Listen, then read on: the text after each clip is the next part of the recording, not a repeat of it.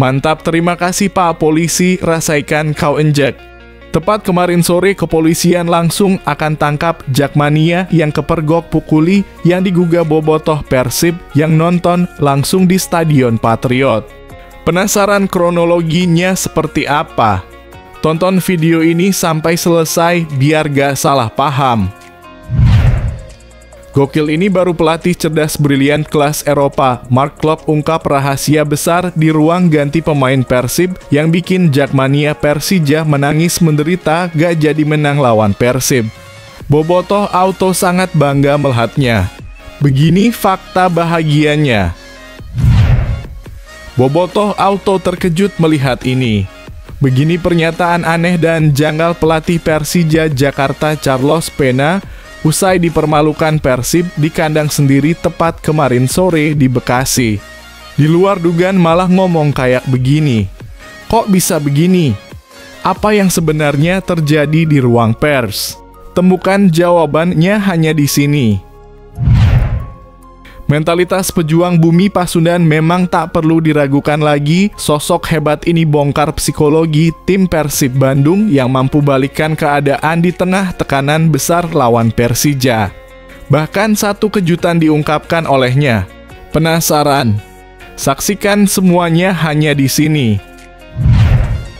Dasar ngawur keparat biadab, pengakuan super konyol ex Persija Jakarta Pedro Dias yang di luar dugaan ngaku dikencingin oleh supporter Persib. Bahkan sampai buat pernyataan gila kayak gini. Kok bisa begitu? Temukan semuanya di sini.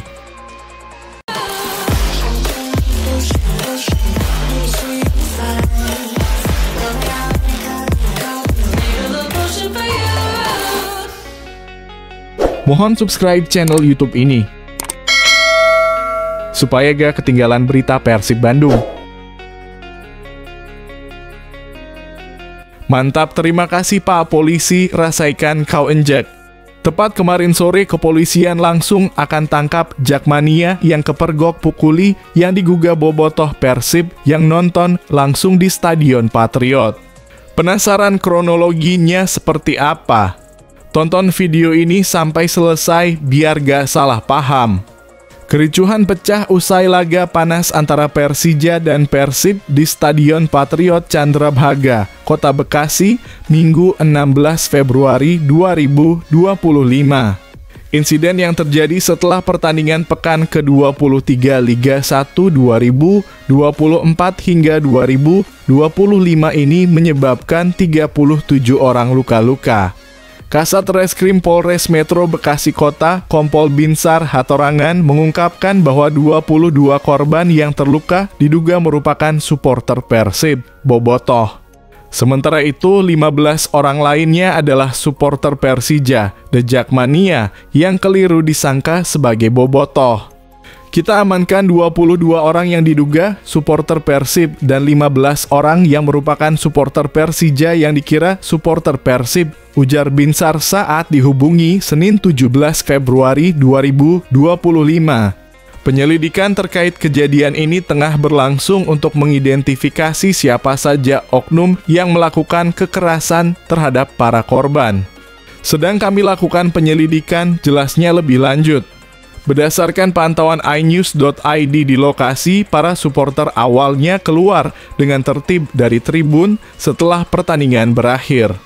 Namun suasana tiba-tiba memanas ketika terdengar teriakan yang mengira ada bobotoh di antara supporter. Tanpa diduga, hal ini memicu para supporter lain mengejar individu yang diduga supporter Persib hingga ke area tangga stadion, di mana pengeroyokan pun terjadi. Polisi yang berjaga langsung turun tangan untuk melerai keributan. Petugas medis pun segera datang untuk merawat para korban yang terjatuh di balik tangga, dengan beberapa di antaranya mengalami luka di bagian wajah. Mereka segera dibawa ke rumah sakit dengan ambulans. Dalam laga tersebut, Persib Bandung berhasil menahan imbang tuan rumah Persija Jakarta dengan skor 2-2. Meski Persija sempat unggul 2 gol tanpa balas di babak pertama melalui Gustavo Almeida 33 dan Firza Andika 39. Persib berhasil menyamakan kedudukan di babak kedua lewat gol Nick Kuipers 52 dan David da Silva 70. Bagaimana menurut Anda tentang insiden ini? Apakah kericuhan ini dapat dihindari? Yuk bagikan pendapat kalian di kolom komentar. Gokil, ini baru pelatih cerdas brilian kelas Eropa. Mark Klok ungkap rahasia besar di ruang ganti pemain Persib yang bikin Jakmania Persija menangis menderita gak jadi menang lawan Persib. Bobotoh Auto sangat bangga melihatnya. Begini fakta bahagianya.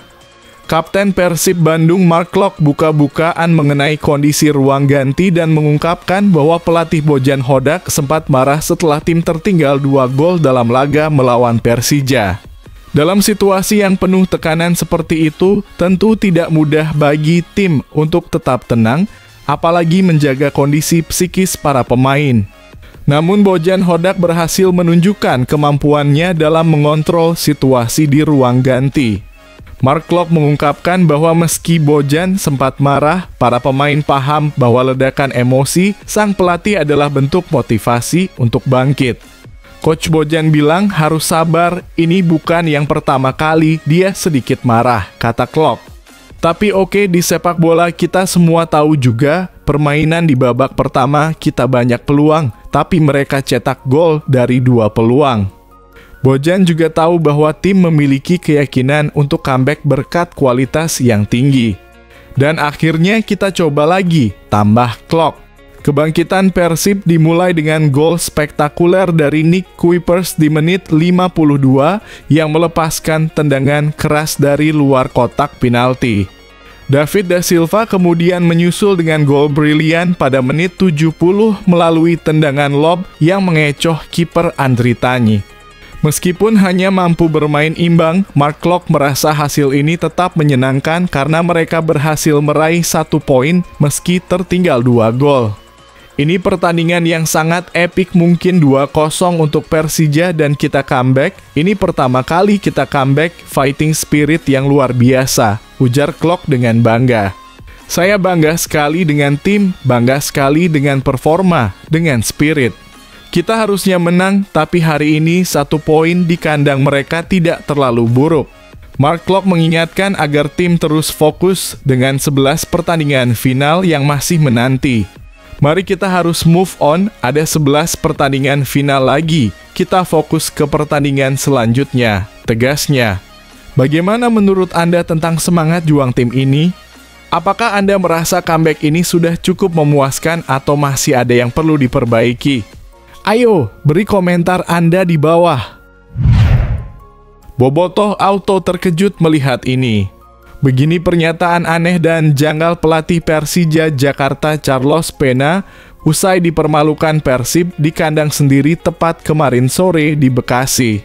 Di luar dugaan malah ngomong kayak begini. Kok bisa begini? Apa yang sebenarnya terjadi di ruang pers? Temukan jawabannya hanya di sini. Persija Jakarta melewatkan kesempatan emas untuk meraih kemenangan atas Persib Bandung. Setelah unggul 2 gol di babak pertama, tim yang dijuluki Macan Kemayoran itu malah dipaksa bermain imbang setelah Persib berhasil menyamakan kedudukan lewat gol David da Silva pada menit ke-70. Usai menerima umpan dari Beckham Putra Nugraha. Pertandingan yang bagus dari 2 tim yang besar. Saya rasa kami main lebih baik di babak pertama, ujar pelatih Persija Carlos Pena dalam konferensi pers setelah pertandingan. Kami dapat memanfaatkan kesempatan yang ada, tetapi kami gagal mempertahankan keunggulan kami di babak kedua, jelas Carlos Pena. Kegagalan mengalahkan Persib membuat Persija tertahan di peringkat keempat klasemen sementara BRI Liga 1 dengan raihan 40 poin dari 23 laga. Di sisi lain, Persib Bandung berhasil menjaga posisinya di puncak klasemen dengan 50 poin, unggul 9 angka dari Persebaya Surabaya yang berada di peringkat kedua. Pada babak kedua sebenarnya ada ruang yang bisa kami gunakan untuk menyerang, namun sayangnya kami memang tidak bisa mempertahankan keunggulan 2 gol kami di babak kedua, tambah Carlos Pena. Kami sebenarnya ingin dapat 3 poin, tetapi pada akhirnya kami mendapatkan hasil imbang. Kedepannya kami harus memperbaiki diri lagi dan bermain dengan lebih dewasa lagi, ucap pelatih asal Spanyol itu. Bagaimana menurut kalian, apakah Persija terlalu cepat puas dengan keunggulan 2 gol atau ada faktor lain yang membuat mereka kehilangan kontrol? Yuk bagikan pendapat kalian di kolom komentar. Mentalitas pejuang bumi Pasundan memang tak perlu diragukan lagi. Sosok hebat ini bongkar psikologi tim Persib Bandung yang mampu balikkan keadaan di tengah tekanan besar lawan Persija. Bahkan satu kejutan diungkapkan olehnya. Penasaran? Saksikan semuanya hanya di sini. Pelatih Persib Bandung, Bojan Hodak, memberikan apresiasi tinggi atas kerja keras para pemain Maung Bandung yang berhasil bangkit setelah tertinggal 2 gol dari Persija Jakarta. Setelah babak pertama yang buruk dengan kebobolan 2 gol, Persib menunjukkan respons luar biasa di babak kedua dengan mencetak 2 gol balasan. Nick Kuipers memulai kebangkitan tim dengan gol spektakuler di menit 52 lewat tendangan keras dari luar kotak penalti. Dan kemudian David Da Silva menambah kepercayaan diri tim dengan gol brilian pada menit 70 lewat tendangan lob yang mengecoh kiper Andri Tani. Ini bukan pertama kalinya, tim ini juga musim lalu pernah beberapa kali melakukan comeback setelah ketinggalan 1-2 gol, kata Bojan Hodak. Artinya para pemain memiliki karakter, tegas pelatih asal Kroasia tersebut. Hodak menambahkan bahwa timnya tampil lebih efektif di babak kedua, berhasil mencetak 2 gol dari hanya 3 peluang, sementara Persija tidak bisa memanfaatkan peluang yang mereka miliki. Di babak kedua kami bisa membuat 2 gol dari 2-3 peluang, sementara lawan tidak. Mereka membuat banyak umpan silang dan sepak pojok, tapi pada akhirnya tidak melihat lagi peluang dari mereka, jelas pelatih berkebangsaan Kroasia itu. Menurut Anda, apa yang membuat Persib begitu tangguh dalam situasi comeback? Apakah itu mentalitas tim atau strategi dari pelatih? Yuk beri komentar Anda di bawah. Dasar ngawur keparat biadab, pengakuan super konyol ex Persija Jakarta Pedro Dias yang di luar dugaan ngaku dikencingin oleh supporter Persib. Bahkan sampai buat pernyataan gila kayak gini. Kok bisa begitu? Temukan semuanya di sini. Pedro Henrique Dias de Amorim, bek asal Brasil yang baru saja dilepas oleh Persija Jakarta pada Januari 2025, membuat pernyataan mengejutkan terkait perlakuan supporter Persib Bandung. Mantan pemain Persija ini membagikan pengalaman buruknya saat bermain di Bandung, yang terjadi tepat setelah laga antara Persija dan Persib pada 16 Februari 2025 di Stadion Patriot, Bekasi. Melalui unggahan di akun Instagram pribadinya, Pedro Dias mengungkapkan sejumlah kejadian buruk yang dialaminya saat bermain melawan Persib, yang salah satunya terjadi pada 23 September 2024. Dalam pertandingan tersebut, yang digelar di Stadion Sijalak Harupat, Pedro Dias mengaku mendapatkan perlakuan kasar dari oknum supporter Persib. Saya tidak memahami mengapa fans Persib tersinggung, tulis Pedro Dias dalam unggahan tersebut. Apa yang saya katakan itu bahkan tidak genap 10% dibandingkan apa yang mereka lakukan kepada saya pada 23 September 2024, ujarnya. Menambahkan bahwa kejadian tersebut terjadi pada hari ulang tahunnya. Pedro kemudian melanjutkan kisahnya dengan menceritakan perlakuan yang lebih ekstrem saat saya pergi ke ruang ganti pemain. Kalian mengumpatku, meludahiku, dan mengencingiku. Jadi kenapa kalian tersinggung? Apakah kalian sudah lupa? Ungkapnya dengan nada kecewa. Perkataan Pedro Dias ini langsung mencuri perhatian publik dan menjadi perbincangan hangat. Apa pendapat Anda tentang perlakuan yang diterima Pedro Dias? Apakah ini menunjukkan sisi lain dari rivalitas sepak bola yang berlebihan? Bagikan pendapat kalian di kolom komentar. Nah, ini dia yang ditunggu-tunggu supporter Timnas Indonesia. PSSI akhirnya buka suara soal gelandang Madura United yang ingin bela timnas Indonesia lawan Australia dan Bahrain di kualifikasi Piala Dunia 2026. Exco PSSI, Arya Sinulinga, beberkan fakta yang wajib kalian dengar. Dengar baik-baik kabar yang satu ini. PSSI akhirnya buka suara soal keinginan gelandang Madura United membela timnas Indonesia melawan Australia dan Bahrain di kualifikasi Piala Dunia 2026. Skuad Garuda dijadwalkan akan melakoni matchday ke-7 dan 2026 ke-8. Grup C, putaran ketiga. Kualifikasi Piala Dunia 2026 zona Asia pada Maret 2025.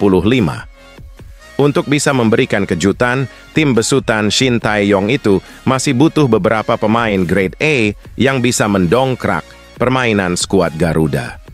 Selain Ole Romeni yang ditargetkan rampung proses naturalisasinya sebelum Maret 2025, ada satu pemain keturunan lain yang mengaku ingin membela Garuda.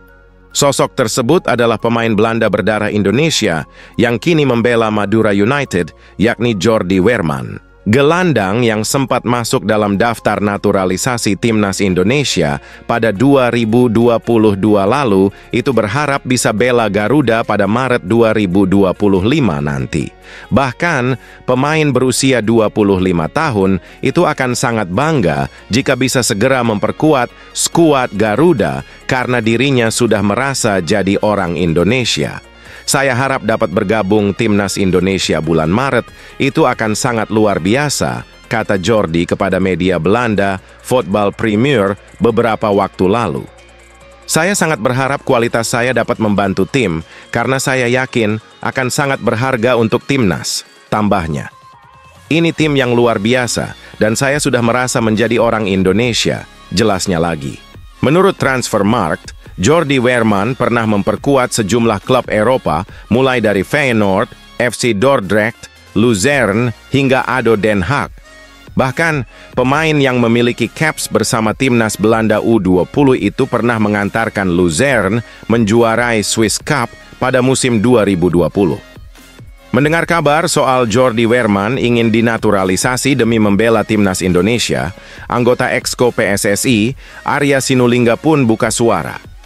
Dia menegaskan bahwa gelandang Madura United itu saat ini namanya belum masuk dalam waiting list naturalisasi PSSI.